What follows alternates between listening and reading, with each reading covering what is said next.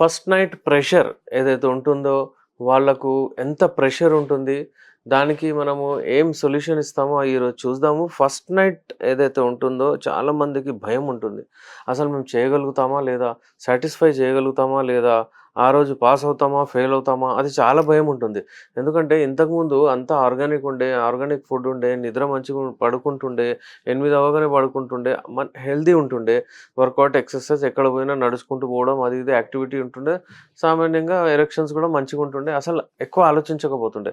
కానీ ఇవాళ రేపు ఏమవుతుందంటే డైట్ వలన, లైఫ్ స్టైల్ వలన, నిద్ర లేకపోవడం వలన, ఒకేషనల్లీ సెక్స్‌లో అటు ఇటు వెళ్ళడం వలన, ఎక్స్‌పీరియన్స్ గెయిన్ కావాలి నాకని వెళ్ళి చేయడం వలన వాళ్ళకేమవుతుందంటే, వాళ్ళు ఎగ్జామ్ ఇచ్చినట్టు ప్రిపేర్ అవుతారు ఆ రోజుకి. ఇగ ఆళ్ళకి భయం ఉంటుంది. యూజువల్లీ మీరు అనుకోండి ఎగ్జామ్ ఉంటే మనం పాస్ అవుతామో, ఫెయిల్ అవుతామో. ఎలాంటి వస్తుందో మనకు తెలీదు పేపరు. ఒక ఉంటుంది గదా భయం, ఆ ఫియర్.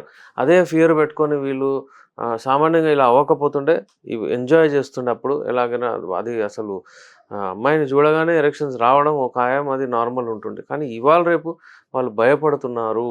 చేస్తున్నామో చేయమో ఏమవుతుందో భయపడి పెళ్ళిళ్ళు చేసుకోవట్లేదు. ఎందుకంటే లేట్ మ్యారేజెస్ వలన వాళ్ళు హస్తప్రయోగం లాంటి అలవాటులో పడుతున్నారు. ఇంకా వాళ్ళకు అసలు నేచురల్ సెక్స్ చేయాలంటే వాళ్ళకి చాలా భయమవుతుంది.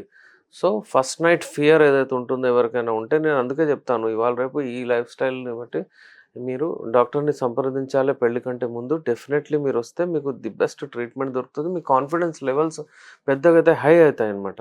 సో, అది మీకు సొల్యూషన్ వస్తుంది.